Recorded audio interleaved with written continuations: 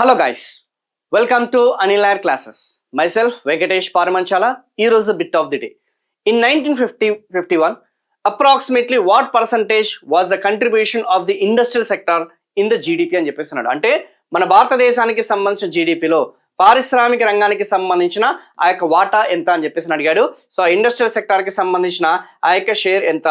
So please try to answer this question. 11.8%, 15.2%, 6.2%, 22.4%. So the right answer వచ్చేసి మనకి 15.2% అన్న సంగతి గుర్తుపెట్టుకోండి. 1950లో చూసుకుంటే వ్యవసాయ రంగం నుంచి వాటా అనేది ఎంత? అగ్రికల్చర్ సెక్టర్ కి సంబంధించిన షేర్ వచ్చేసి ఇట్ ఈస్ అరౌండ్ 55% అన్న సంగతి గుర్తుపెట్టుకోండి.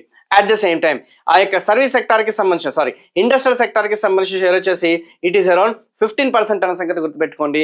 సర్వీస్ సెక్టర్ కి సంబంధించిన షేర్ వచ్చేసి ఇట్ ఈస్ అరౌండ్ 30% అన్న సంగతి గుర్తుపెట్టుకోండి. సేవా రంగానికి సంబంధించిన వాటా ఎంతమా? అరౌండ్ 30% ఉందన్న సంగతి కొంచెం అవగాహన తెలుసుకోండి. సో ఇప్పుడు 2025లో చూసుకుంటే అదే అగ్రికల్చర్ షేర్ వచ్చేసి ఇప్పుడు 18% ఉంది. పారిశ్రామిక రంగం వచ్చేసి ఇట్ ఈస్ అరౌండ్ 29% షేర్ ఉంది. సర్వీస్ సెక్టార్ కి సంబంధించిన షేర్ వచ్చేసి ఇట్ ఈస్ అరౌండ్ 55% ఉందన్న సంగతి గుర్తుపెట్టుకోండి. అంటే మెల్లమెల్లగా ఆ యొక్క వ్యవసాయ రంగం వాటా అనేది తగ్గుతూ వస్తుందన్న సంగతి గుర్తుపెట్టుకోండి.